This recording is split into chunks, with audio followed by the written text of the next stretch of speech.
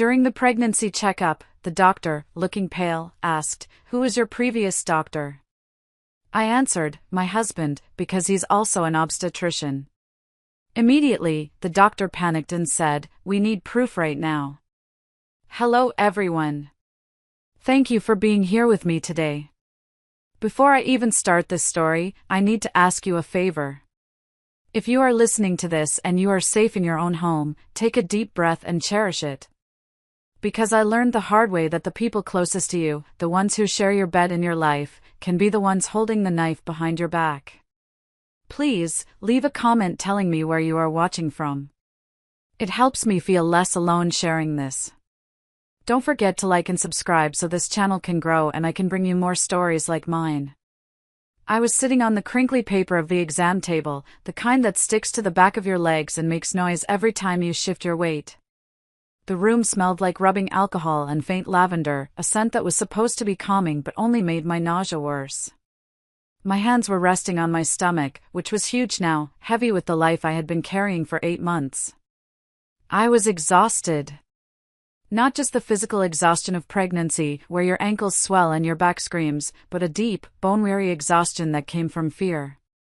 Dr. Stevens, a woman with kind eyes and graying hair tied back in a severe bun, was moving the ultrasound wand over my belly. The cool gel felt like ice against my skin. I watched her face, waiting for that familiar smile, the one doctors give when they see a healthy heartbeat or a cute little foot kicking. But the smile never came. Instead, her brow furrowed. She squinted at the screen, then adjusted her glasses. She pressed a few buttons on the machine, zooming in, then zooming out. She moved the wand to the left, pressing harder this time, digging into my side until I winced. "Is everything okay?" I asked, my voice sounding small and pathetic in the quiet room. Dr. Stevens didn't answer immediately. She froze. Her hand holding the wand stopped moving, and I saw the blood drain from her face. She looked pale, like she had just seen a ghost or a car accident. She turned the screen away from me, something no doctor does unless it is bad news. "Heather," she said, and her voice wasn't professional anymore. It was shaky. "Who is the doctor handling your previous checkups? Who has been managing your prenatal care up until today?" I blinked, confused. I felt a spike of defensiveness. "My husband," I said, trying to sound proud but failing. "Mark. Dr. Mark Reed. He is an obstetrician too. He wanted to handle everything personally. He said it was safer, more private." I expected her to nod, to acknowledge professional courtesy. Instead, Dr. Stevens dropped the wand. It clattered onto the floor, a loud plastic sound that made me jump. She didn't even look down to pick it up. She looked at me with eyes wide with panic. "Your husband?" she whispered, horror filling her tone. "Mark did this?" "Did what?" I tried to sit up, but she put a hand on my shoulder, pushing me back down, not gently. "Don't move," she ordered. Then she turned to the nurse standing in the corner, who looked equally confused. "Sarah, lock the door. Now. And call security. Do not let anyone into this wing. Lock the door?" I felt my heart start to hammer against my ribs like a trapped bird. "Doctor, you are scaring me. Is something wrong with the baby? Is my son okay?" Dr. Stevens looked at me, and I saw tears welling in her eyes. It wasn't just fear, it was pity. Pure, unadulterated pity. "Heather, I need you to listen to me very carefully," she said, leaning in close. Her breath smelled of coffee and mints. "We need proof right now. We need to document this before he finds out you are here." "Document what?" I screamed, panic finally taking over. She turned the screen back toward me. It was a black and white blur to my untrained eyes. I saw the outline of my baby, his curled spine, his head. But Dr. Stevens wasn't pointing at the baby. She was pointing to a spot near the uterine wall, a dark, dense shape that looked too sharp, too geometric to be biological. This object, she said, her finger trembling as it hovered over the screen. It shouldn't be there. It is not a cyst. It is not a fibroid. It is artificial, Heather. And it is interacting with the placenta. I stared at the screen, my brain refusing to process the words. Artificial? Like medical equipment? No, she said grimly. Like a device. A foreign body. And looking at the scar tissue around it, it has been there for a long time. But here is the problem, Heather. Mark has been doing your ultrasounds for 8 months. He is a specialist. There is absolutely zero chance he missed this. I felt the room spin. Mark. My Mark. The man who rubbed my feet every night. The man who insisted on checking my blood pressure daily. The man who cried when we found out we were having a boy. He didn't miss it, Dr. Stevens said, her voice dropping to a terrifying whisper. He is hiding it. And looking at the inflammation markers I am seeing right here. Heather, I think he is waiting for something. Waiting for what? I whispered. She looked me dead in the eye. For you to go into labor. Because if you try to deliver this baby naturally with that thing inside you, the hemorrhage will be catastrophic. You won't survive it. I couldn't breathe. The air in the room felt suddenly too thin. My husband wasn't protecting me. He was guarding a time bomb inside my own body. And the clock was ticking down to my due date. Dr. Stevens grabbed my hand, her grip painful. We have to act now. We have to get this out, and we have to get you to safety. But first, I need to know one thing. Does he know you are here? I shook my head, tears streaming down my face. No. I told him I was going shopping for the nursery. Good, she said. Because if he knew you were here, if he knew we found this, I don't think he would let you leave this building alive. Dr. Stevens moved quickly after that. The atmosphere in the room shifted from a medical examination to something that felt like a crime scene investigation. She took vials of blood, her movements precise and urgent. She took photos of the ultrasound screen from every angle, printing them out and shoving them into a file folder that she clutched to her chest like it held state secrets. I sat there, shivering despite the warm room. The gel was drying sticky on my stomach, but I couldn't bring myself to wipe it off. I felt dirty. I felt violated. I looked down at my belly, the place where my son was sleeping, and for the first time in my pregnancy, I felt terror instead of love. There was something else in there. Something cold and metallic sharing the space with my baby. Dr. Stevens pulled up a chair and sat directly in front of me. Her face was still pale, but the shock had been replaced by a grim determination. Heather, she said, her voice steady now. I need you to think back. Way back. This object, it isn't a recent implant. The tissue integration suggests it has been there for years. Decades, maybe. I shook my head, wrapping my arms around myself. That is impossible. I have never had surgery. I have never been hospitalized. My parents, my dad was obsessed with health. He never let me go near a hospital unless it was absolutely necessary. Dr. Stevens' eyes widened slightly at the mention of my father. William, right? William Sterling? Yes, I said, surprised she knew his name. He passed away 5 years ago. He was in biotech. Dr. Stevens let out a long, shaky breath. She took off her glasses and rubbed the bridge of her nose. Heather, I didn't just know of your father. I was his student 30 years ago. Before he became the billionaire recluse everyone knew, he was a brilliant professor of bioengineering. I stared at her. I knew my dad was smart, a genius even, but he never talked about his work at home. To me, he was just dad, strict, overprotective, sometimes distant, but always there. Your father was working on a prototype, Dr. Stevens said softly. We called it the BioVault. It was theoretical back then. The idea was to create a storage unit that could exist inside the human body, powered by the host's own bioelectricity, completely undetectable by standard scanners unless you knew exactly what frequency to look for. It was designed to protect sensitive data. Or keys. Keys? I repeated, the word sounding absurd. Digital keys, Heather. Encryption codes. Access to accounts, patents, formulas. Things worth more than gold.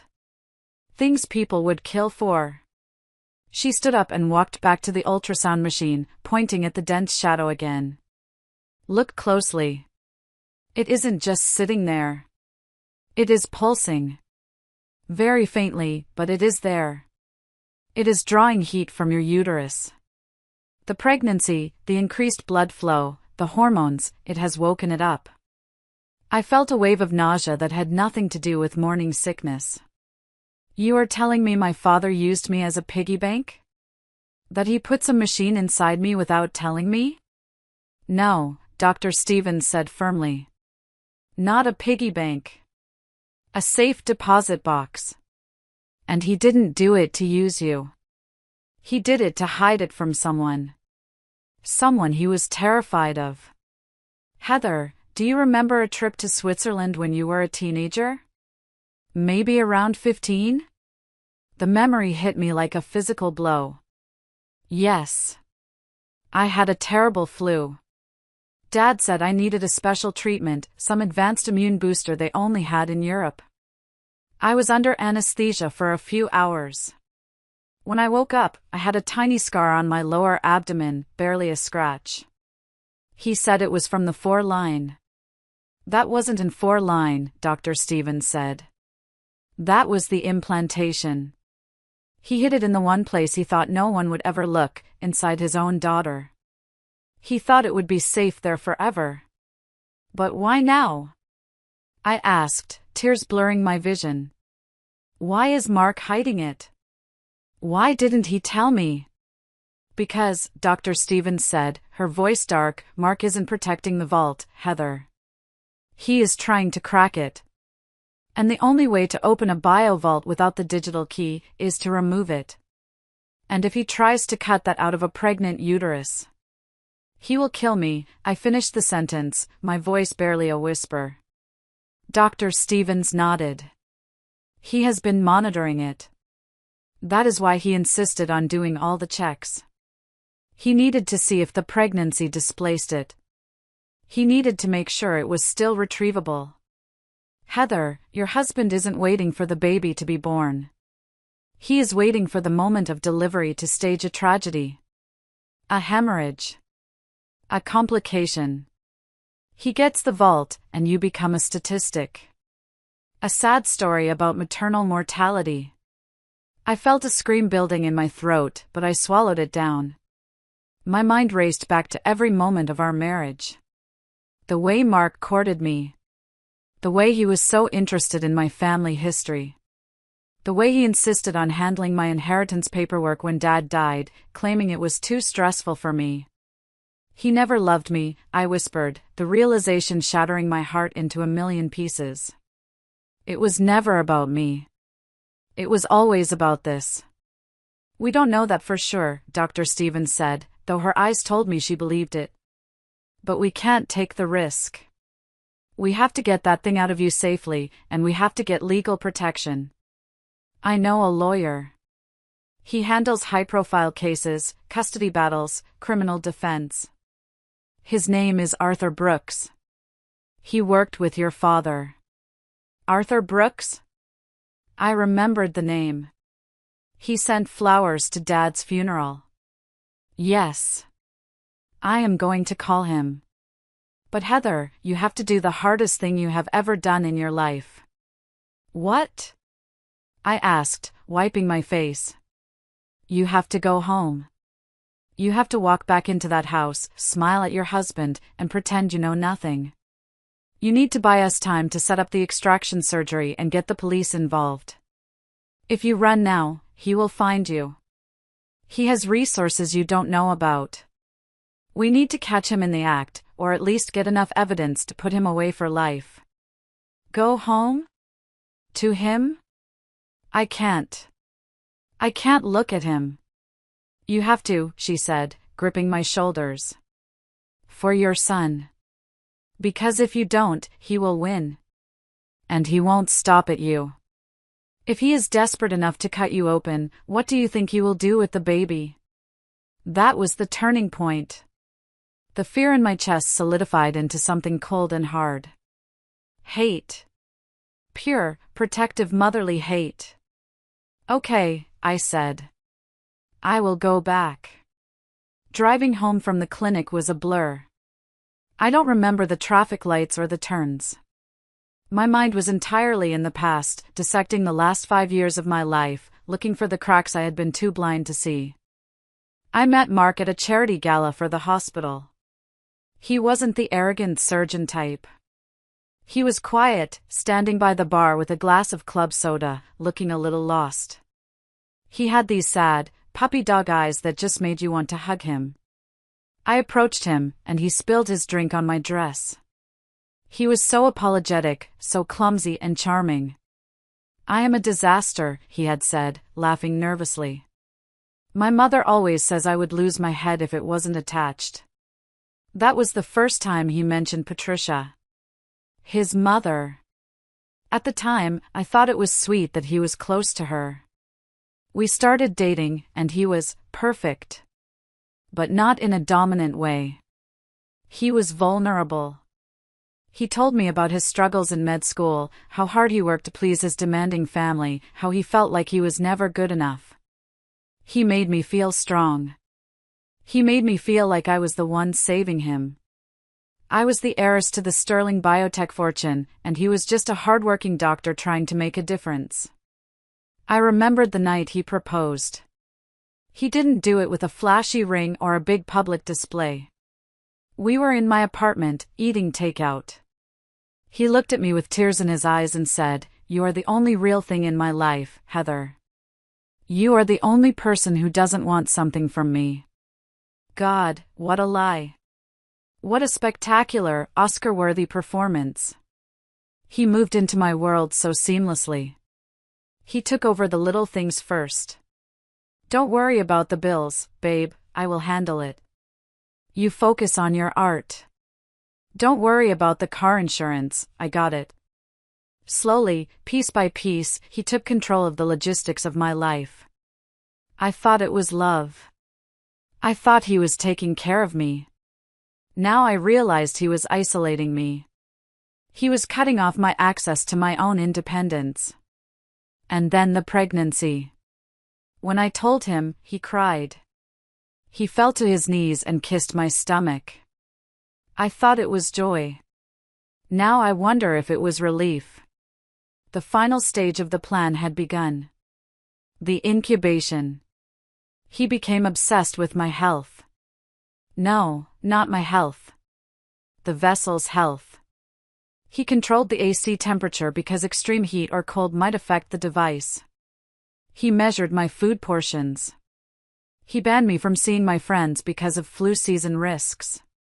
He fired my old OBGYN, Dr. Evans, claiming she was getting too old and he wanted the best for me. I will take care of you myself, he had whispered, stroking my hair. No one knows your body like I do. The gaslighting was so subtle I didn't even feel it happening.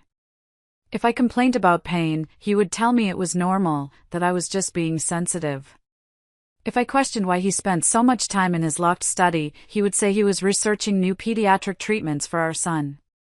He made me feel crazy for doubting him, and grateful for his suffocating attention. I pulled into the driveway of our house, my house, actually, though his name was on the deed now too. It was a beautiful Victorian mansion that belonged to my family. It looked like a dollhouse. But as I stared at the dark windows, it didn't look like a home anymore. It looked like a prison. And the warden was inside, probably checking his watch, wondering where his asset was. I gripped the steering wheel until my knuckles turned white. I remembered the nursery we had painted together. The yellow walls. The crib he had assembled. Was any of it real? Did he feel anything when he felt the baby kick? Or was he just checking the position of the biovault?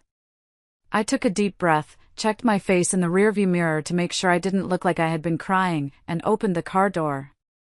The show had to go on. I managed to get through the afternoon. I told Mark the lie about shopping for nursery curtains. I blamed my pale face on anemia and fatigue. He bought it, or at least he pretended to. He gave me a glass of warm milk, which I poured down the sink the second he turned his back, and told me to rest. I was lying in bed, staring at the ceiling, clutching my phone under the covers like a rebellious teenager, when it buzzed. Unknown number. Usually, I ignore these calls. But my nerves were shot, and Dr. Stevens had said she would contact me. I answered it, keeping my voice barely audible. Hello? Mrs. Reed? The voice was whispering, frantic. This is Sarah. From Dr. Stevens' clinic. My heart jumped. Sarah. The nurse who had locked the door. Yes, Sarah. I can hear you. Is Dr. Stevens okay? Listen, I don't have much time. I am in the file room. Sarah sounded terrified. I used to work at the hospital where your husband practices. Before I came to the private clinic. I knew Dr. Reed. Everyone admired him. Okay. I prompted, wondering where this was going. Mrs. Reed, I did some digging. After you left, I called a friend of mine who still works in his department. I asked her to pull your electronic records from the hospital database. Just to compare with what we found today. And? My hand tightened on the phone. They aren't there, Heather. There are no records. Your ultrasounds, your blood work, your prenatal history, it is all blank. He never filed them. What do you mean? I sat up, forgetting to be quiet. I mean, officially, you aren't even pregnant in the hospital system. He has been keeping your files entirely offline. But that isn't the worst part. What could be worse than that? My friend found a scheduled booking for an operating room. For next week. Under his name. But the patient name isn't yours. It is listed as Jane Doe Emergency Trauma. Trauma? I felt the blood drain from my face. Heather, he has booked the trauma OR. That is where they take car accident victims, gunshot wounds, people who aren't expected to make it. He isn't planning a delivery. He is planning a disaster. You need to get out of there. I can't, I whispered, looking at the bedroom door. Not yet. We need the evidence. Sarah, can you get a copy of that booking? Can you send it to me? I can try. But if I get caught accessing his schedule. Please. My life depends on it. My baby's life depends on it. There was a pause, then a shaky breath on the other end. Okay. I will do it. But Heather, be careful. He is smart. He covers his tracks. I saw him yelling at a resident once for putting a chart in the wrong bin. He went from charming to scary in a second. He has a temper he hides really well. I know, I said, thinking of the times Mark's jaw would clench when I disagreed with him, the cold light in his eyes that vanished as soon as he smiled. Thank you, Sarah. You are saving my life. I hung up and deleted the call log immediately. My hands were shaking so hard I dropped the phone on the duvet. A trauma OR. Jane Doe. He was going to erase me. He was going to cut me open, take what he wanted, and let me bleed out on a table under a fake name, probably claiming I came in as an emergency from a car crash or a fall. He wouldn't even give me the dignity of dying as his wife. I needed to know why. I knew about the biovault, I knew about the money, but there was something personal about this hatred. It wasn't just greed. You don't plan to butcher someone just for money, you do it because you hate them. Or because someone told you to. And I knew exactly who that someone was. Patricia. The next morning, Mark left early for surgery. I knew now it was probably a lie, maybe he was meeting his mother, maybe he was preparing the fake paperwork. I waited until his car turned the corner, then I grabbed my keys. I needed answers, and there was only one person left who knew the history of my family before the money and the secrets took over. My Aunt Linda. She lived in a small, cluttered house on the outskirts of town. She and my father had fallen out years ago. Dad became the billionaire tech mogul, Linda stayed the hippie artist. I hadn't seen her since the funeral. When she opened the door, she looked shocked. Heather? My God, look at you. You are about to pop. I didn't have time for pleasantries. Aunt Linda, I need to talk to you about Dad. And about a woman named Patricia Reed. Linda's face went rigid. She pulled me inside and locked the door. Why are you asking about that woman? She is my mother-in-law, I said. Linda dropped the mug of tea she was holding. It shattered on the floor, ceramic shards flying everywhere. Mother-in-law? You married her son? Mark? You know him? Linda sank onto her worn-out sofa, burying her face in her hands. Oh, William. You fool. You didn't tell her. You didn't warn her. Tell me what? Auntie, please. I am in danger. Mark, he is planning something terrible. I know about the biovault. I know it is inside me. Linda looked up, her eyes wide with terror. You know? Dr. Stevens found it. Linda let out a bitter laugh. Of course. Stevens was the only one smart enough to track William's work. Listen to me, Heather. Patricia isn't just some greedy woman. She is a shark. 30 years ago, she and your father were partners. Not just in business. They were lovers. They built Sterling Biotech together. My dad and Patricia? The thought made my stomach churn. Yes. Patricia was the business mind, William was the genius. But Patricia got greedy. She tried to sell your father's prototype, the very first biovault, to a rival company overseas. She wanted to cash out and leave him. William found out. He didn't just fire her, he destroyed her. He sued her, stripped her of her shares, exposed her fraud to the industry. She went from being a millionaire to bankrupt in a week. She swore revenge in the courtroom. I was there. She screamed that she would take back what was hers, with interest. And the interest, is the vault inside me? I asked, connecting the dots. Yes. That vault holds the original source code for everything your father built. It is worth billions. But Patricia, she hates William more than she loves money. She wants to destroy his legacy. And you are his legacy. So she groomed Mark? Linda nodded grimly. She raised that boy on a diet of hatred and entitlement. She told him his inheritance was stolen by your father. She pushed him into medicine, specifically obstetrics, for a reason. It wasn't a coincidence, Heather. Meeting you, marrying you, it was a 20-year-long con. Mark isn't just a bad husband. He is a soldier on a mission. I felt cold all over. It made perfect sense.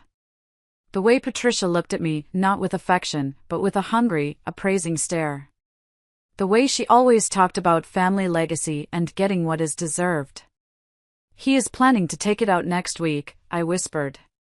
He booked a trauma or... Linda grabbed my arm.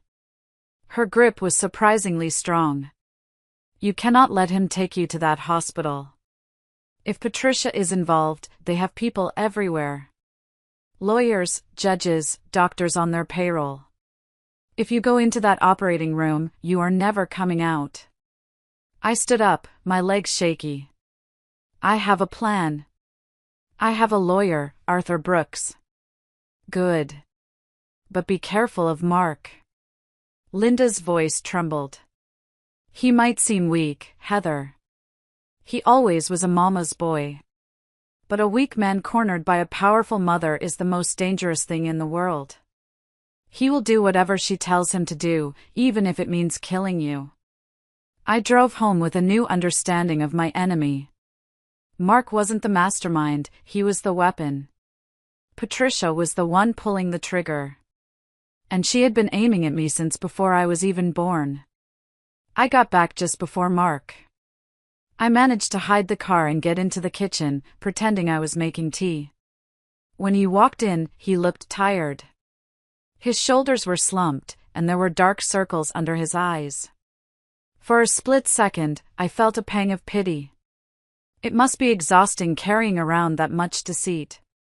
Then I remembered the Jane Doe booking, and the pity turned into bile.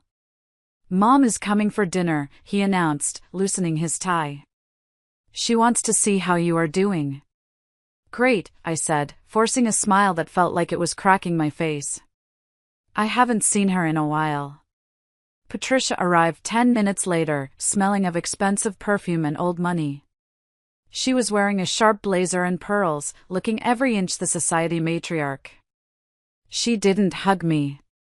She just placed a cold hand on my cheek and then immediately lowered her gaze to my stomach. How is the asset? She asked. I froze. Mark flinched. The baby, Mom, Mark corrected her quickly, his voice tight. She means the baby. Of course, Patricia smiled, a thin, reptilian expression. My grandson. He looks low. Have you dropped yet, dear? Not yet, I said, instinctively covering my belly with my hands. Dr. Mark says I have a few more weeks. Patricia hummed, walking into the dining room. We will see. Timelines can change. Unexpected things happen. Dinner was a nightmare. Patricia brought soup, her special recipe for expectant mothers. It was thick and green and smelled like chemicals. Eat up, Heather, she commanded. It strengthens the uterine lining. Makes the extraction, the delivery, smoother. I stared at the soup.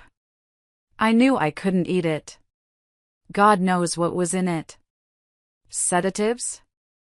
Muscle relaxants to induce labor? I am feeling a bit nauseous, actually, I lied, pushing the bowl away. I think I will stick to bread. Patricia's eyes narrowed. You need your strength. Mark, tell her to eat. Mark looked between me and his mother. He looked terrified. Heather, honey, just try a little. Mom spent all afternoon making it. I looked at my husband. His hand was shaking as he held his spoon. He knew. He knew what was in the soup. No, I said firmly. I said I am nauseous. Unless you want me to vomit on your tablecloth, Patricia? The silence that followed was deafening. Patricia glared at me, her mask slipping for a second to reveal pure, unadulterated malice. Mark looked like he wanted to disappear under the table. Fine, Patricia snapped. More for us. But you are looking pale, Heather. Maybe we should move the schedule up. Mark, didn't you say there was an opening at the hospital sooner? Mark dropped his spoon. It clattered loudly against the china. Mom, not now. We talked about this. Everything needs to be perfect. I gripped my fork under the table, digging the tines into my palm to keep from screaming. They were discussing my murder right in front of me, like they were planning a vacation. I excused myself early, claiming a headache. As I walked up the stairs, I heard them whispering furiously in the kitchen. She is acting strange, Patricia hissed. Do you think she knows? She doesn't know anything, Mark whispered back, his voice pleading. She is just hormonal. Leave her alone, Mom. You are soft, Mark. Patricia's voice was like a whip. Your father was soft too, and look what happened to him. Do you want to be a loser your whole life? Or do you want the billions? I didn't hear Mark's answer. I didn't need to. I locked my bedroom door, dragged a chair under the handle, and sat on the bed, trembling. They were getting impatient. I didn't have days. I might only have hours. I waited until 2 a.m. The house was silent. Patricia had left, and Mark was snoring in the guest room. He had started sleeping there weeks ago, claiming he didn't want to disturb me, but I knew it was guilt. He couldn't sleep next to the woman he was planning to kill. I crept down the hallway. The floorboards creaked, and I froze every time, holding my breath. I headed for Mark's study. He always kept it locked, claiming patient confidentiality. But I knew he had a safe in there. The door handle was locked, obviously. But I remembered something from a crime documentary I watched. The old credit card trick. It was a flimsy interior lock. It took me 5 minutes of sweating and jiggling, but finally, the latch clicked. I slipped inside and closed the door, not daring to turn on the light. I used the flashlight on my phone. The room smelled of stale scotch and Mark's cologne. I went straight to the painting of the sailboat behind his desk. It was cliché, I know, but Mark wasn't imaginative. I swung the painting aside. There it was. A digital wall safe. I needed a code. I tried his birthday. Error. I tried Patricia's birthday. Error. I tried our anniversary. Error. I paused, thinking. Mark was sentimental in a twisted way. He was obsessed with the plan. The due date. I typed in the date, 10/14. The day our son was supposed to be born. Beep. The light turned green. My stomach dropped. He used our son's birth date as the code to the safe that held the plans for my death. I pulled the heavy door open. Inside, there were stacks of cash, passports with fake names, and a black leather journal. I opened the journal. It wasn't a diary, it was a logbook. Entry 1, subject is responsive. Trust established. Mother says we proceed to phase 2. Entry 15, marriage secured. No prenup. She trusts me completely. It is almost too easy. I feel sick sometimes. Entry 45, pregnancy confirmed. The device is active. Signal is strong. Mother is ecstatic. I am conflicted. She is so happy about the baby. She doesn't know it is just a byproduct. I flip to the end, my tears wetting the pages. Entry 102, the extraction plan. Booked or 4. Anesthesia overdose combined with induced hemorrhage. Cause of death, amniotic fluid embolism. Unpreventable. Tragic. Funeral arrangements already drafted. Mom says I can't cry too much or it looks suspicious, but I can't cry too little or it looks cold. God, I just want this to be over. I want the money and I want to forget her name. He had planned my funeral. He had actually sat down and thought about how much he should cry at my funeral. I took photos of every page. My hands were shaking so hard the images were blurry, so I took them twice. I grabbed the passports too, proof of flight risk. Suddenly, I heard a noise. A floorboard creaked in the hallway. I froze. I turned off my phone light. The doorknob to the study turned. It rattled. Mark was awake. And he was trying to get in. I held my breath, crouching behind the heavy oak desk. Honey? Mark's voice came through the door, sleepy but suspicious. Heather? Are you in there? I didn't answer. I prayed to a God I hadn't spoken to in years. Please, don't let him have the key. Please don't let him come in. He jiggled the handle again. Then silence. I heard footsteps walking away. I waited 10 minutes, then 20. I slipped out of the study, clutching the evidence to my chest. I couldn't stay here. Not another minute. I had to leave tonight. I packed a bag in the dark. Just the essentials. The evidence, my ID, some cash, prenatal vitamins. I texted Sarah, I have the proof. I am leaving now. Meet me at the clinic. I didn't dare take my car. Mark would hear the garage door. I decided to call an Uber down the street. I crept downstairs, moving like a ghost in my own home. I reached the front door. My hand touched the cool metal of the handle. Freedom. It was right there. I turned the lock. Click. Going somewhere, dear?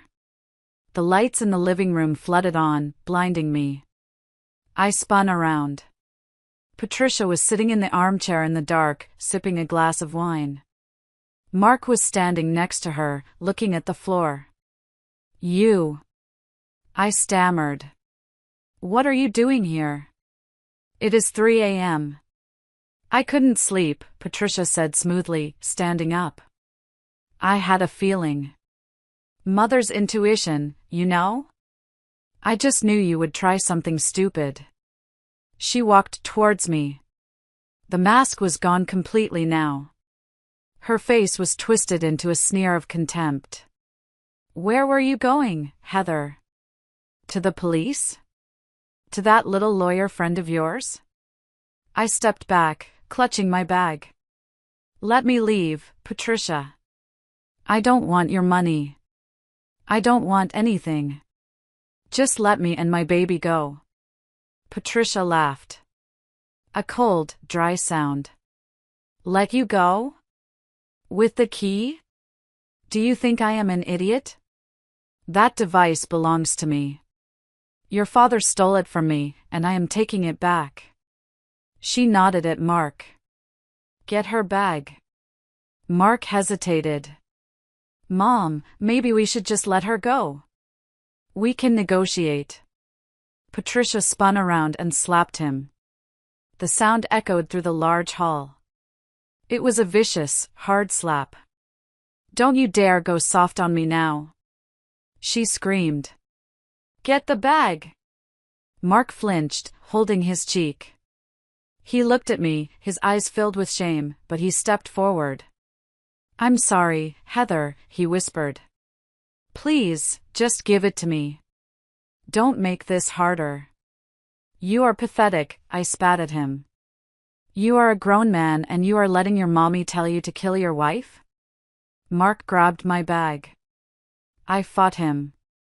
I kicked and scratched, screaming for help. Shut her up! Patricia yelled. Mark clamped a hand over my mouth. He was strong. Much stronger than he looked. He dragged me backwards. Call the van, Patricia ordered, pulling out her phone. We are doing it tonight. The warehouse is ready. No! I tried to scream against Mark's hand. A warehouse? They weren't even going to the hospital anymore. They were going to butcher me in some dirty warehouse. Patricia walked up to me, her face inches from mine. You should have just eaten the soup, Heather. You could have gone to sleep peacefully. Now? Now it is going to hurt. She grabbed my hair and yanked my head back. You are just an incubator, she hissed. And your lease is up. Mark dragged me toward the back door. I dug my heels in, dragging the rug, knocking over a vase. But it was no use. I was 8 months pregnant and exhausted. He was desperate and fueled by fear. As they shoved me out into the cold night air, I saw a black van pulling into the driveway. The side door slid open. The inside was lined with plastic sheeting. My heart stopped. That wasn't a medical transport. That was a kill room on wheels. If you are listening and your heart is racing as fast as mine was that night, please hit that like button and comment number 1 below. I need to know I have allies in this. Comment 1 so I know you are with me, because what happens next? I barely survived to tell you. The heavy sliding door of the van slammed shut with a finality that echoed in my bones, sealing me into a darkness that smelled of industrial bleach and fresh plastic sheeting. It was a smell I instantly recognized, not from a hospital, but from a crime show. It was the smell of a kill room. I landed hard on my hip, a jolt of agony shooting up my spine that had nothing to do with the fall and everything to do with the metal invader in my uterus. Mark scrambled in after me, his breathing ragged and shallow, like a panic attack was gripping his throat. He didn't look at me. He couldn't. He pressed his back against the metal wall of the van, his knees pulled up to his chest, looking for all the world like a frightened child rather than a man abducting his pregnant wife. "Drive!" Patricia's voice screeched from the front passenger seat, shrill and vibrating with a manic energy that terrified me more than her anger ever had. "Go to the docks. The warehouse is prepped." The engine roared to life, a guttural growl that vibrated through the floorboards beneath me. The driver, a man whose face I had only seen in shadows, a thick neck, shaved head, silence like a stone, gunned the accelerator. The van lurched forward violently, throwing me back against the wheel well. My head cracked against the metal, stars bursting behind my eyes, but I didn't scream. I couldn't. The pain in my abdomen was suddenly consuming everything. It wasn't a contraction. It wasn't the dull ache of labor. It was a searing, electrical burn, as if someone had pressed a hot branding iron against my insides. "Mark," I gasped, the air leaving my lungs in a wheezing sob. I clawed at the plastic tarp beneath me, the crinkling sound deafening in the enclosed space. "It is burning. Mark, listen to me. It is burning him." Mark's head snapped up. In the flickering light of the street lamps passing outside the tinted windows, his face was a mask of sweat and conflict. He looked at his medical bag, then at me, his hands trembling uncontrollably. "It is not supposed to burn," he muttered, his voice cracking. He was talking to himself, rocking slightly. The schematic said inert. It is supposed to be inert until extraction. The frequency is wrong. Why is the frequency wrong? He is a doctor, I realized with a fresh wave of horror. Even now, amidst the kidnapping and the violence, his brain was retreating into the safety of medical mechanics. He wasn't seeing his wife in pain, he was seeing a malfunctioning experiment.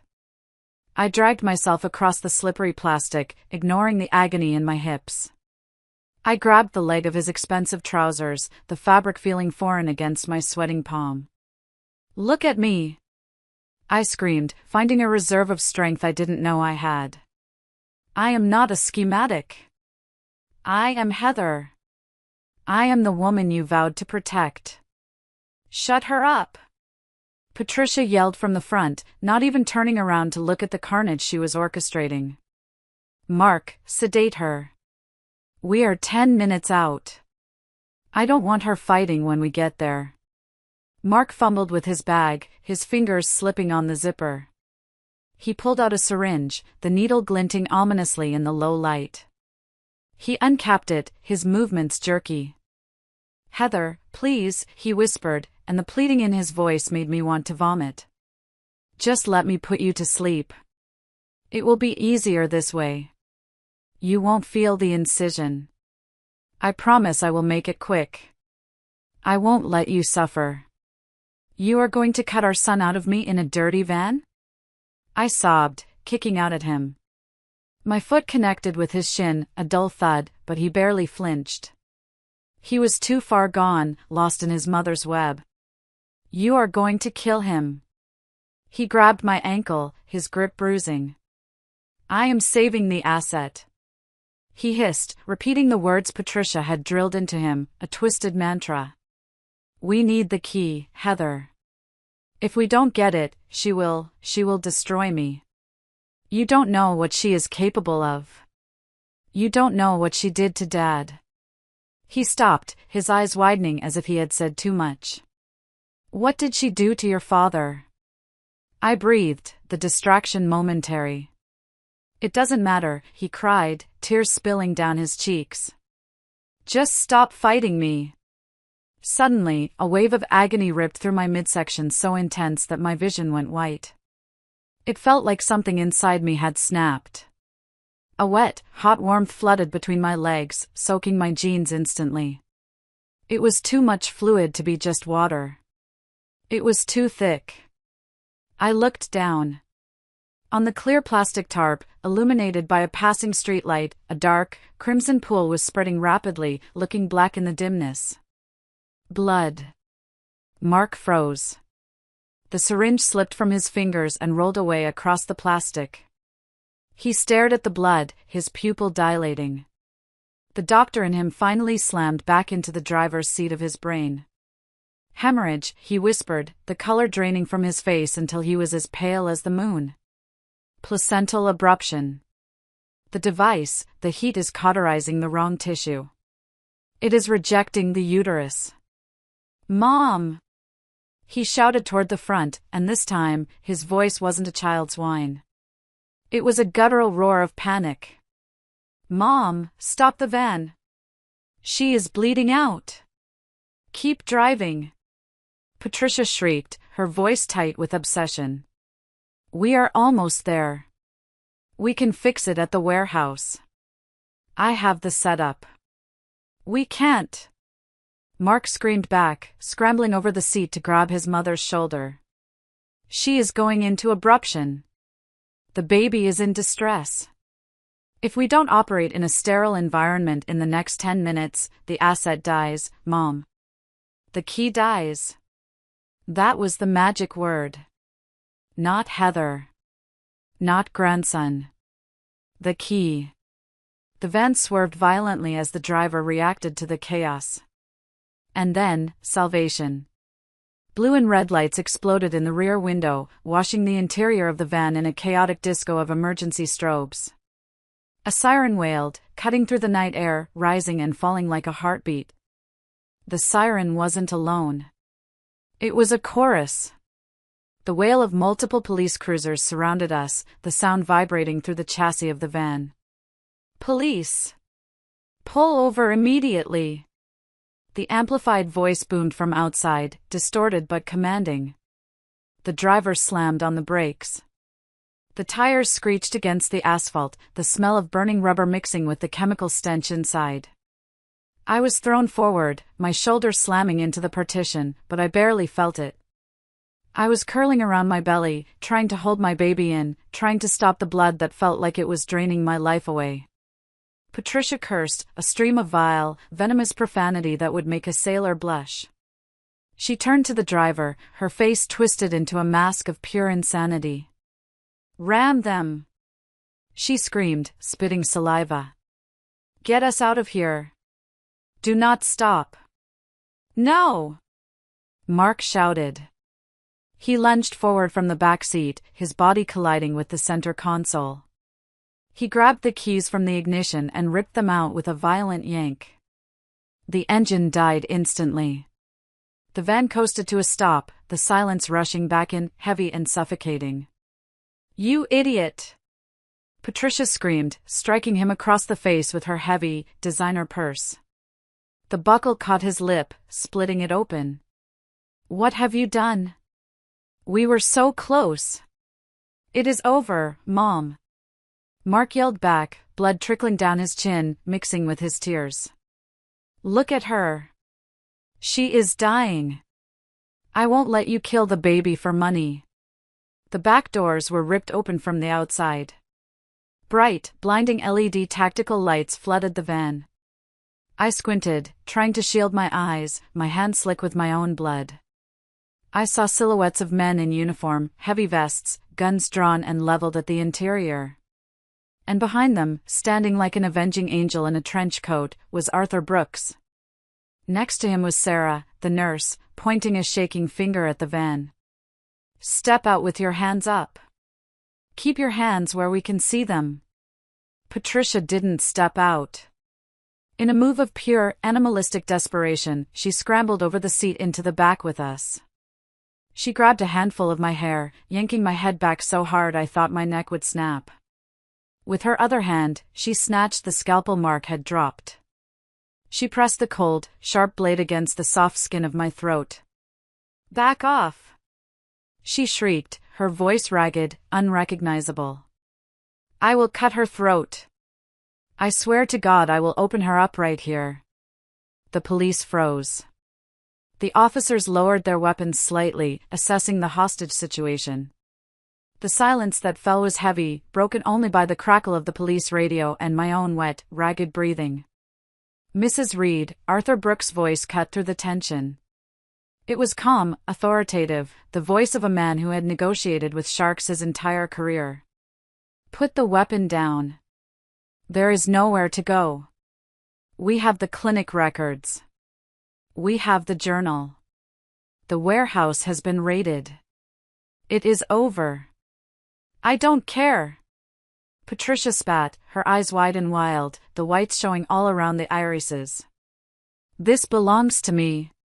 William stole it from me 30 years ago, and I am taking it back. Mark, get the kit. We are doing the extraction now." She was insane. She had completely snapped. She truly believed she could perform a C-section in a van surrounded by a SWAT team and walk away with a microchip. "Mark, do as I say," she commanded, digging the scalpel deeper. I felt a sharp sting, a warm trickle of blood running down my neck to join the mess on my shirt. Mark looked at his mother. He looked at the madness in her eyes. Then he looked at me. I was lying in a pool of my own blood, gasping for air, clutching my belly, my eyes locking with his. "Mark," I wheezed, my voice barely a whisper. "Please. Not for me. For him. Be a father. Just once. Be a father." Mark stood up slowly in the cramped space. He looked at the scalpel in his mother's hand. He looked at the police outside. "Do it, Mark!" Patricia screamed. "Cut her open!" "No," Mark said softly. And in that one word, the spell broke. He lunged. But he didn't lunge at me. He threw his entire body weight onto his mother. Patricia shrieked as Mark slammed her against the metal wall of the van. The scalpel flew from her hand, skittering across the plastic floor. They grappled, a messy, undignified struggle of mother and son, limbs flailing. "Move in! Move in!" The police swarmed the van. Strong hands grabbed me, pulling me out onto the cold, hard pavement. Other hands pinned Mark and Patricia down. I lay on the asphalt, staring up at the night sky, the rotating blue lights mesmerizing me. I was safe. The police had them. But then the pain returned, sharper than the scalpel, deeper than the betrayal. A contraction so violent my body arched off the ground. My water broke completely. But it wasn't clear. It was stained heavy red. "Heather!"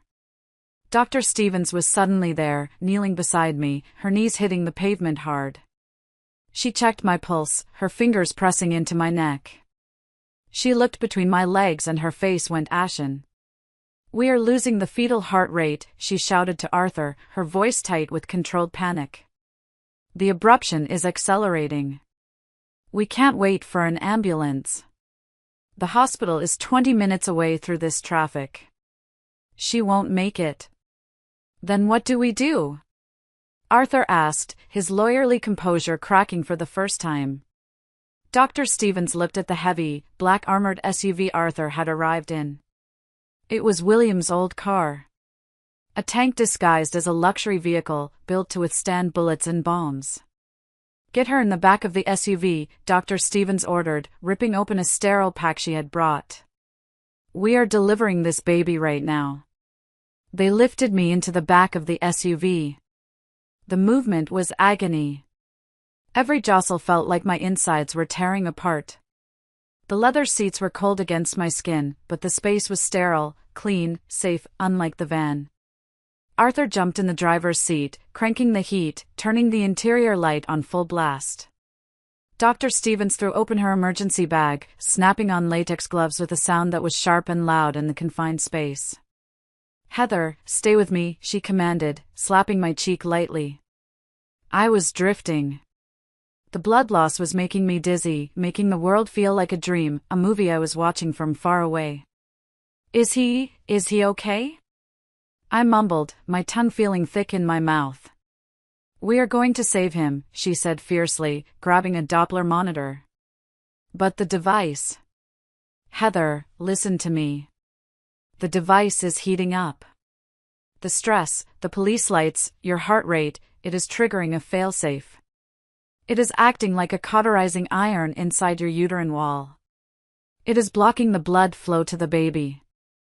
"I have to push?" I asked, panic rising through the fog. "No. You can't push yet. I need to turn the baby. He is in distress. He is turned the wrong way because of the object." I screamed as she worked. There was no anesthesia. No epidural. Just raw, blinding pain. It felt like I was being torn in half by jagged glass. Outside, through the thick glass of the SUV, I could hear Patricia screaming as the police dragged her away, a distant, angry noise that didn't matter anymore. "Arthur!" Dr. Stevens yelled toward the front. "I need the sterile clamps from the kit. And get me water." Every contraction felt like the biovault was fighting me. It was a battle between biology and technology. My father's invention, designed to be indestructible, was trying to protect itself, and my body was trying to expel it to save my son. "I can't do it," I sobbed, gripping the leather armrest until my nails broke, digging into the upholstery. "I am dying. I can feel it. The cold is moving up my legs." "You are not dying today," Dr. Stevens shouted, her face inches from mine, her eyes blazing with intensity. "Listen to me. Mark wanted you dead. Patricia wanted you dead. Are you going to give them what they want? Are you going to let that woman win?" Rage. It is a powerful fuel. It burns hotter than pain. It burns cleaner than fear.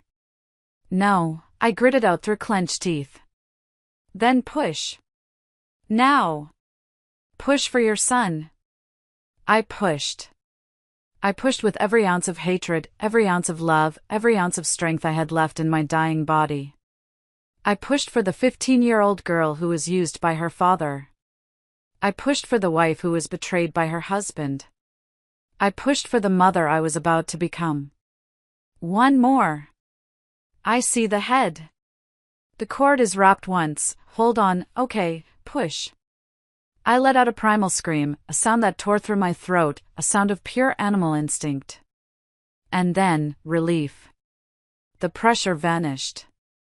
Silence filled the car. A terrible, heavy silence. For a second, I thought the worst. I thought of the trauma Mark had booked. I thought of the Jane Doe file.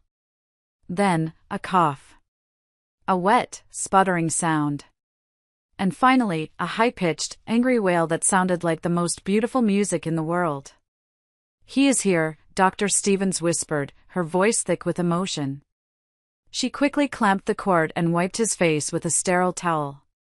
"He is pink. He is breathing. He is fighting." She placed him on my chest.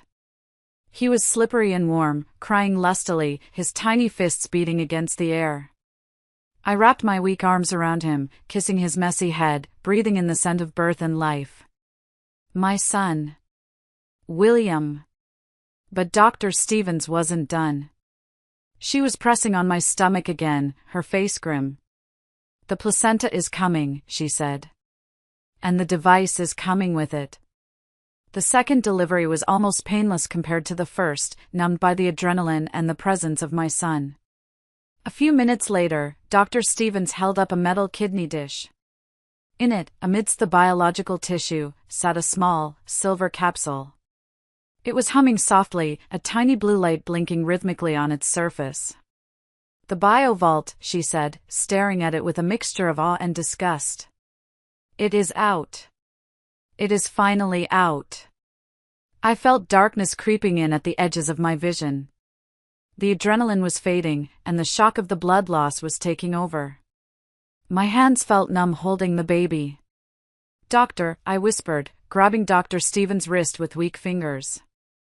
"I have an idea." "Heather, you need rest, we need to get you to the ER for a transfusion." "No, listen. Mark and Patricia, they are right outside in the police cars. They are watching." "Yes. Tell them I died."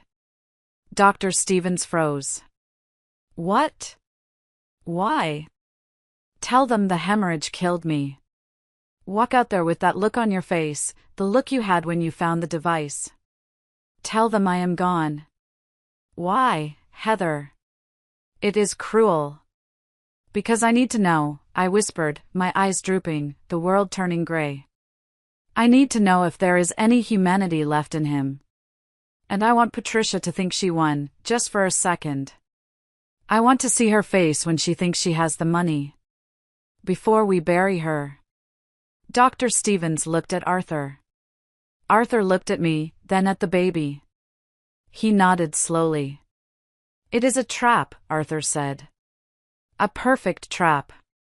"Do it," I said. And then the darkness took me. I wasn't unconscious for long, maybe a few minutes. The paramedics had arrived and were setting up in 4-line in the back of the SUV, hanging a bag of fluids from the grab handle. Arthur stopped them from taking me out yet. "Wait for the signal," he told them quietly. "She needs a minute." Dr. Stevens stepped out of the SUV. She had blood on her gown, my blood. It smeared her gloves and splattered her shoes. She walked slowly, heavily, toward the police cruisers where Mark and Patricia were being held. They had been cuffed and were sitting on the curb, bathed in the blue lights, surrounded by officers. I watched through the tinted glass, clutching my baby, my heart pounding against his tiny ribs. Dr. Stevens stopped in front of them. She took off her glasses and wiped her eyes. It was a masterful performance, born of genuine exhaustion. "I did everything I could," she said, her voice carrying in the quiet night, hollow and defeated. "The baby survived. But Heather, the blood loss was too massive. The abruption was catastrophic. She is gone." The reaction was instant. Mark let out a sound that wasn't human. It was a howl, a raw sound of agony that tore from his throat. He collapsed forward, his forehead hitting the pavement with a sickening thud. "No! No, no, no! I didn't want this. I told you, Mom. I told you it was too dangerous." He was sobbing, shaking violently, trying to claw at his own hair with cuffed hands. "You killed her. You killed her." It was grief. It was guilt. It was the sound of a man realizing he had destroyed the only good thing in his life. Patricia, however, didn't shed a tear. She straightened her back. She looked at Dr. Stevens with cold, calculating eyes that glittered in the police lights. "A tragedy," she said, her voice devoid of emotion, smooth as silk. "But the boy lived?" "Yes," Dr. Stevens said, unable to hide the disgust in her tone. "And the device? Did you retrieve the device?"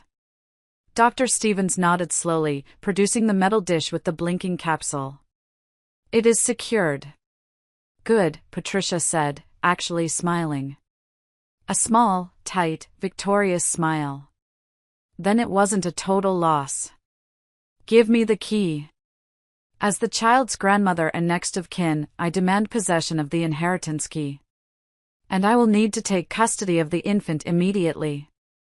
Mark looked up at his mother, horror on his face, blood and snot mixing on his chin. Mom? She is dead. Heather is dead. And you are asking about the key? Shut up, Mark, Patricia snapped. She was weak. She served her purpose. Now we have the money. We can hire the best lawyers. We will be out on bail by morning. I had seen enough.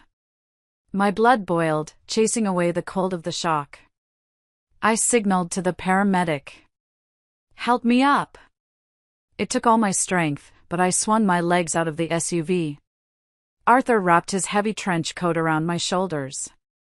I held my son tight against my chest, shielding him from the cold. I stepped out into the harsh glare of the floodlights. Mark saw me first. His jaw dropped. He stopped crying instantly, freezing like a statue. He looked like he was seeing a ghost. He scrambled backward on the asphalt, dragging his cuffed hands. Heather? He stammered. Patricia spun around. Her eyes went wide, bulging out of her head. Her mouth opened and closed, like a fish out of water, but no sound came out. Hello, Patricia, I said, my voice surprisingly strong, amplified by the silence of the onlookers. You are dead, she whispered. She said you were dead. I am very much alive, I said, walking closer, ignoring the pain, until I was standing over her. And I heard everything. I looked at Mark. He was weeping again, looking up at me with desperate hope. Heather, oh God, you are alive. Thank God. I am so sorry. I tried to save you. I pushed her. I stopped her. I looked at him coldly. You pushed her because you were afraid of getting caught, Mark. Not because you loved me. If you loved me, you would have told me the truth 5 years ago. You would have protected me from her. I turned to the police officer standing nearby. Officer, that device, the BioVault? It has a recording function. It has been recording audio for 15 years. Patricia's face turned the color of old putty. Her arrogance evaporated. I continued, smiling at her, a smile that felt like a blade. If you check the data, you will find a conspiracy to commit murder, fraud, and kidnapping going back 2 decades. You will hear her planning my death. You will hear her admitting to stealing from my father. Patricia lunged at me. It was a fast, desperate movement. You bitch. You ungrateful little brat. That money is mine. I earned it. The officers tackled her instantly. She screamed like a banshee as they dragged her toward the squad car, kicking and spitting. Mark just sat there, weeping, watching me. I didn't look back at him. I turned to Dr. Stevens and Arthur. Let's go to the hospital, I said. My son needs a checkup. And I have a statement to make to the press. The next few weeks were a blur of flashes, microphones, and headlines. The story was too big to keep quiet. It had everything: a billionaire heiress, a corrupt doctor, an evil socialite, and a miraculous birth in an armored car. They called me the biotech heiress. They called my womb the billion-dollar safe. It was everywhere. CNN, Fox, the New York Times. They played the story on a loop. The handsome doctor husband who was actually a groomed sleeper agent. The evil matriarch who treated her daughter-in-law like livestock. I sat in my hospital room, nursing little William, watching the news. They showed footage of Mark being led into the courthouse for his arraignment. He looked gaunt, unshaven, wearing an orange jumpsuit that hung off his frame. The charm was gone. He looked like exactly what he was, a boy who had lost his mommy's protection. Then they showed me a photo Arthur had released. Me, holding William, looking tired but fierce. The caption read, "The Survivor." The public reaction was overwhelming. Women from all over the country sent letters, flowers, baby clothes. They saw themselves in me. Every woman who had ever been lied to, manipulated, or controlled by a partner felt this victory. I wasn't just a victim, I was an avenger. But it wasn't just support. It was anger. The medical board held an emergency session. They stripped Mark of his medical license permanently before the trial even began. They launched an investigation into every patient he had ever treated, fearing there were other victims of his unconventional methods. Dr. Stevens became a national hero. She was interviewed on Good Morning America.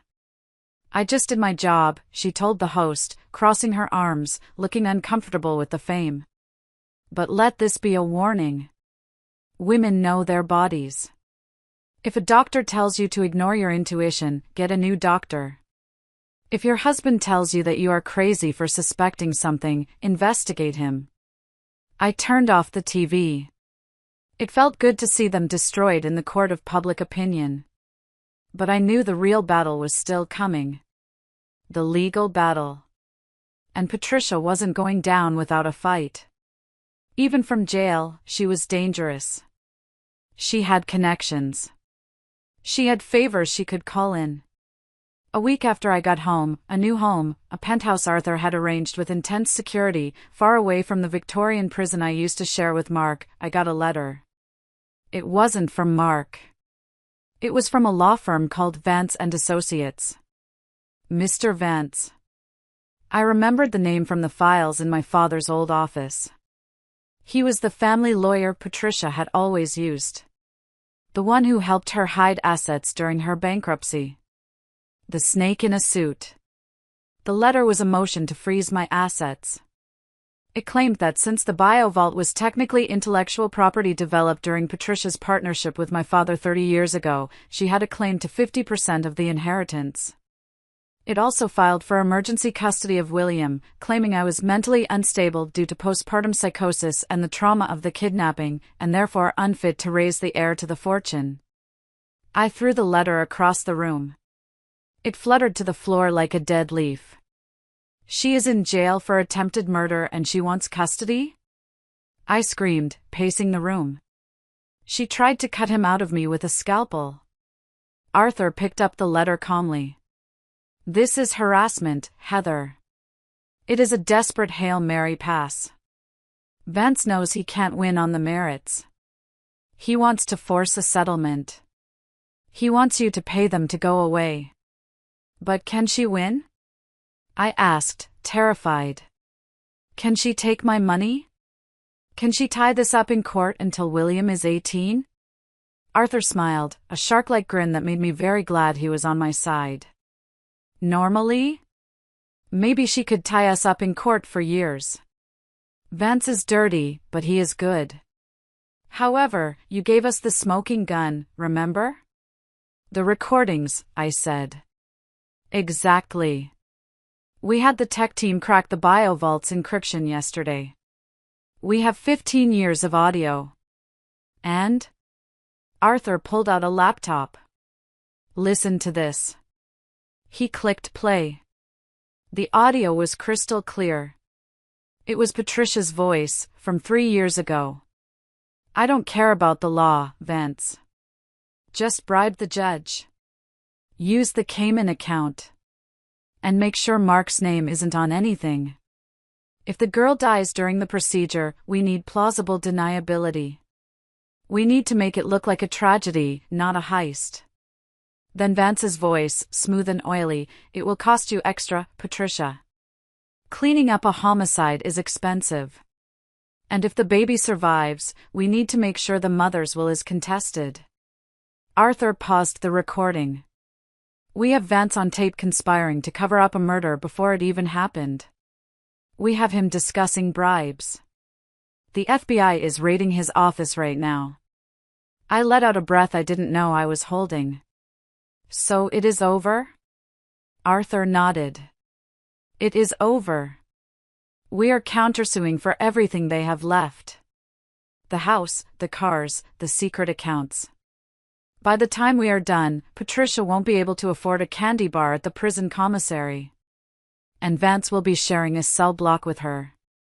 The trial of the century, they called it. The courtroom was packed every single day. People lined up around the block just to get a seat. I walked into the courtroom wearing a white suit. I wanted to look like the light in their darkness. I held my head high. Mark refused to look at me. He stared at the table, trembling. He looked broken. Patricia, however, stared right at me. She looked older. Her hair was gray and stringy, stripped of her salon treatments. Her face was lined with bitterness. But the hate was still there, burning bright in her eyes. The prosecutor, a sharp woman named Hernandez, played the recordings. The jury listened in stunned silence to the conversations about assets and extraction and disposing of the host. They heard Mark's weak protests and Patricia's ruthless commands. They heard the cold calculation of my murder. I took the stand. I didn't cry. I told my story clearly. I looked Mark in the eye when I spoke about the night in the van. He chose his mother, I told the jury, my voice steady. He had 1,000 chances to save me. 1,000 chances to tell the truth. He watched me bleed. He watched me beg. And he chose her every single time. Mark flinched as if I had slapped him. Then, Mark took the stand. It was part of his plea deal, to testify against his mother. It was pathetic. He cried. He blamed his childhood. He claimed he was a victim of abuse. She made me do it. He sobbed. She threatened to ruin me. She said I was nothing without her. Patricia sat there, shaking her head in disgust, muttering coward under her breath. When the verdict came down, the courtroom was silent. Guilty. On all counts. Attempted murder. Kidnapping. Conspiracy. Grand larceny. The judge looked at them with pure disgust. Patricia Reed, you are a predator. You are a danger to society. You are sentenced to life in prison without the possibility of parole. Patricia screamed. She launched herself at her defense table, sweeping papers onto the floor. You can't do this. I am Patricia Reed. That money is mine. Mark Reed, the judge continued, turning his gaze to my husband. You are a coward. You violated your oath as a doctor and your vows as a husband. You are sentenced to 25 years. Mark didn't scream. He just slumped in his chair, putting his head in his hands, his shoulders shaking. As they led him away, he stopped near me. Heather, he whispered. I didn't blink. Goodbye, Mark. He was dragged out the door, sobbing. And just like that, the monsters were gone. A year later, I went to the prison. Arthur advised against it. He said it was unnecessary. He said Mark was manipulative. But I needed to do it. I needed to close the book completely. I needed him to see that I wasn't afraid anymore. I sat behind the thick glass partition. The visiting room smelled of floor wax and despair. Mark was brought in. He looked terrible. He had lost weight, and his hair was thinning. He looked like an old man, though he was only 35. His eyes were dull. Heather, he said, picking up the phone. His hand was shaking. Thank you for coming. I dream about you. About William. I miss you so much. I didn't say anything. I just watched him. I have changed, Heather, he said desperately. I am taking classes. I am leading a prayer group. I am a different man. Can I see him? Just a photo? I reached into my bag. Mark's eyes lit up with hope. I pulled out a photo. It was a picture of me and William in the park. He was walking now, a chubby, happy toddler with my eyes and, unfortunately, Mark's smile. He is beautiful, Mark choked out, pressing his hand against the glass. He looks like me. Can I have it? I looked at the photo, then at him. No, I said. I slowly tore the photo in half. Then in quarters. The sound of the ripping paper was loud in the quiet room. You don't get to be his father, Mark. You lost that right when you booked the trauma operating room. You lost that right when you held me down in the van. You aren't a father. You are just a donor. And a regret. But I loved you. He cried, tears streaming down his face. I did. I was just afraid of her. You don't understand her power. I stood up. Love isn't fear, Mark. Love is protection. You failed. You failed me, you failed your son, and you failed yourself. I dropped the torn pieces of the photo into the trash bin on my side of the glass. Goodbye, Mark. Don't call me. Don't write. You don't exist to us anymore. I walked out of the visitation room. I could hear him banging on the glass, screaming my name, begging for one more chance. But I didn't look back. I walked out into the sunshine, where Arthur was waiting by the car. You okay? He asked. I took a deep breath of the fresh air. It smelled like freedom. I am perfect, I said. Let's go home. We didn't just sit on the money. That felt wrong. It was blood money, in a way. It was money that had almost cost me my life. I worked with Arthur and Dr. Stevens to launch the Shield Foundation. We used the billions from the BioVault patents to fund a massive legal and medical network. Our mission was simple: protect women. We offered free legal defense for women in coercive control relationships. We funded clinics that specialized in detecting medical abuse. We trained doctors to spot the signs of a controlling partner in the exam room. Sarah, the nurse who saved my life, became the director of operations. She was a natural leader, fiercely protective of our clients. We also redeemed my father's work. We turned the BioVault technology into what it was originally meant to be, a medical monitoring device for patients with heart conditions, not a safe for secrets. We gave the patent away to medical research. Every time we won a case, every time we helped a woman escape a bad marriage with her children and her dignity intact, I felt like I was striking another blow against Patricia. One afternoon, Sarah walked into my office. We got a letter from a woman in Ohio, she said, smiling. She said her husband was forcing her to use his family doctor. She remembered your story. She went to a different clinic. They found out he was drugging her to keep her compliant. She got out, Heather. She is safe. I smiled, tears pricking my eyes. She was rotting in a cell, but her money was out here, saving the world. It was the ultimate poetic justice. 3 years after the trial, I was at the park with William. He was 4 now, energetic and loud. He was climbing on the jungle gym, shouting, "Look, Mommy. Look. I can fly." I was sitting on a bench, sipping a latte, reading a book. The sun was warm on my face. I felt light. Is that seat taken? I looked up. A man was standing there. Tall, kind eyes, rough hands. He wasn't wearing a suit. He was wearing jeans and a flannel shirt, covered in sawdust. He looked like he worked for a living. I hesitated. My instinct was to say yes, it is taken. My instinct was to run. The scars Mark left were deep. Trust didn't come easy anymore. No, I said slowly. It is free. He sat down. He didn't sit too close.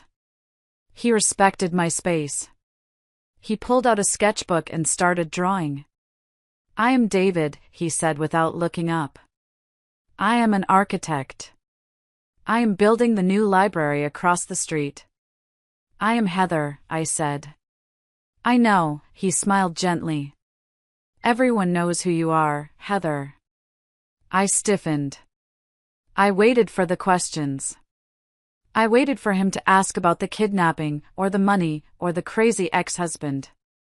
But, he continued, looking at William playing on the slide, I don't care about the story. I just saw Mom cheering louder than anyone else for her kid, and I thought, that is a nice sound. And I thought maybe she likes coffee.